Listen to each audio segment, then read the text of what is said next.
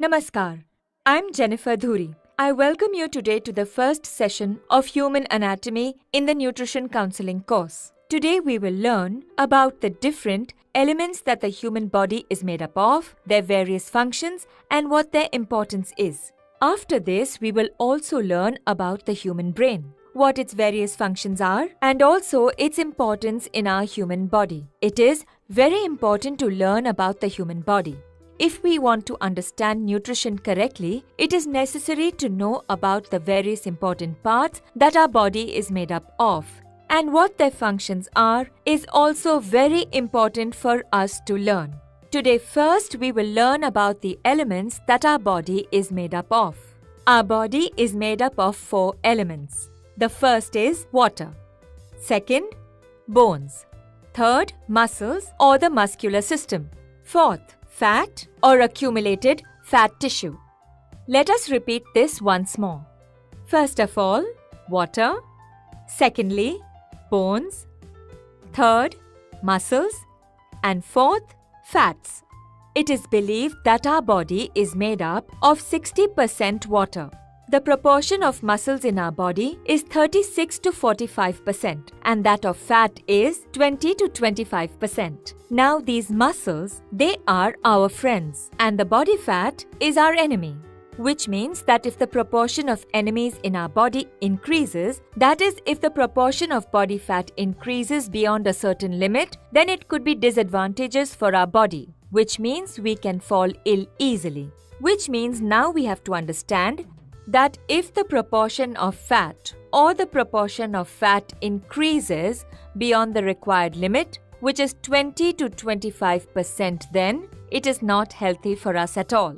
So now we have to make sure that if we want to stay healthy and stay away from diseases, then the proportion of muscles and fats in our body should be in the right balance. If the proportion of fats and muscles in our body, the balance of fat and muscles is correct, then it is easy for us to stay away from diseases. These days, it's commonly seen that the amount of fat in people is very high. Not only is the proportion of fat higher, but also the proportion of muscle is very low, which means that in our body, the enemies are more than the friends. Now that the enemies are more, our body cannot stay healthy and we fall ill easily. Now if we want to stay healthy and keep away from diseases, then we have to maintain a balance between muscles and fats, that is to have them in the right proportion. So now we have seen that in order to keep our body healthy, then muscles and fats both should be in the right balance.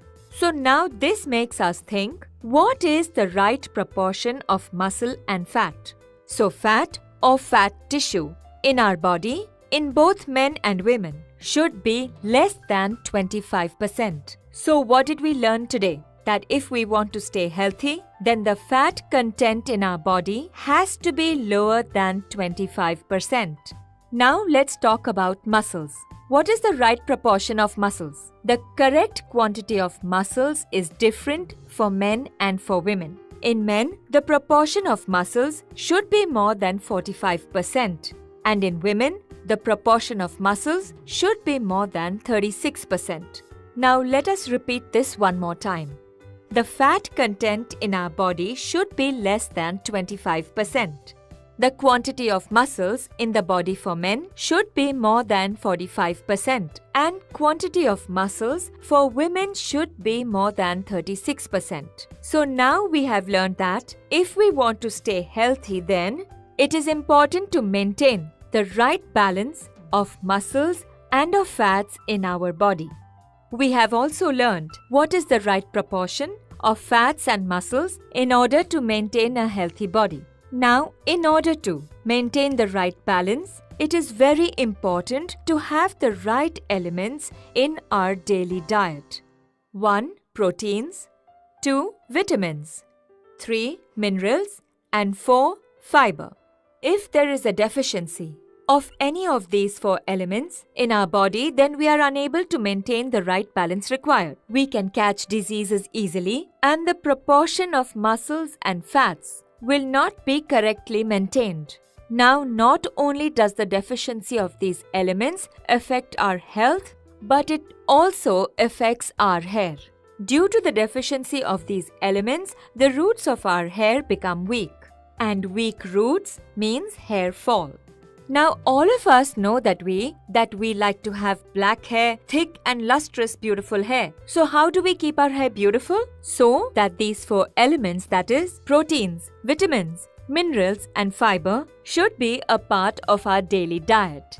So today, in this session of Human Anatomy, we have learned that in our body, fats and muscles both should be present in the correct proportion.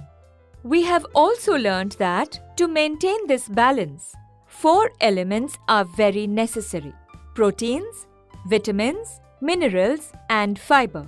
We must consume these in our daily diet. Now moving forward in today's series of Human Anatomy, we will talk and learn about the functioning of our brain and what is the importance of the brain in the day-to-day activity of our body. The brain is the most important part of our body. The brain is situated in the upper part of our body, that is inside the head. The brain controls and regulates all the functions and the workings of our body, which means everything is controlled by the brain. Let us now simplify this a bit. Just like a CPU is fitted in a computer, and this CPU, via the keyboard, accepts information or accepts orders, then processes this information and displays the output on the monitor. Similarly, the brain is the CPU of our body. The brain from the various parts of the body picks up sensory information or sensory orders and processes it and tells us immediately what to do and prepares me to respond in the next moment. Now I will give you a simple example. Let's assume that my hand touches a hot object. Then my hand gives my brain a sensory information. My brain processes this sensory information and directs me that I should immediately move my hand away. Come, let us learn some more about brain development and the working and the importance of the brain. Development of the brain begins in the mother's womb itself. Research has shown that 70% brain development of a newborn child happens in the womb of the mother, which means even before the child is born. In the first 3 months, that is from the first trimester to the third trimester, that is the last 3 months, maximum brain development takes place. From birth to the age of 2 years, there is a further 15% development of the brain, and from the age of 2 years to the age of 6 years, 90% of the brain development has taken place. Now let us repeat all the important points that we have learned about the human anatomy today.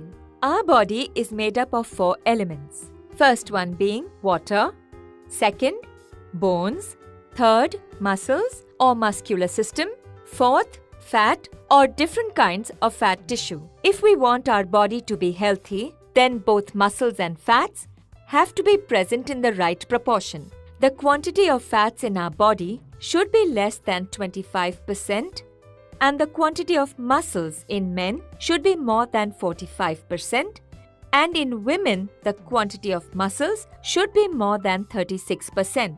The brain is the controller and regulator of all the functions that are performed for the day-to-day activity of our body. Research has shown that 70% brain development of a newborn child happens in the womb of the mother, which means even before the child is born. From birth to the age of 2 years, there is a further 15% development of the brain. From the age of 2 years to the age of 6 years, 90% of brain development has taken place. Now, let us discuss the questions and answers of today's session of the human anatomy. Question 1. Our body is made up of how many elements? Our body is made up of 4 elements: water, bones, muscles and fats. Question 2. In our body, what is the right proportion of fat? The right proportion of fats in our body should be less than 25%. Question 3. What should be the right proportion of muscles in our body? In our body, the right proportion of muscles for men should be more than 45% and for women, it should be more than 36%. Question 4. In the mother's womb, how much brain development of the child takes place? Almost 70% of brain development of the child takes place in the mother's womb. Question 5. From the time of birth to the age of 2, how much brain development takes place in a child? From the time of birth to the age of 2 years, a child's brain develops almost a further 15%. Question 6. By the age of 6 years, how much has the brain of the child already developed? By the age of 6 years, almost 90% of the child's brain has already developed.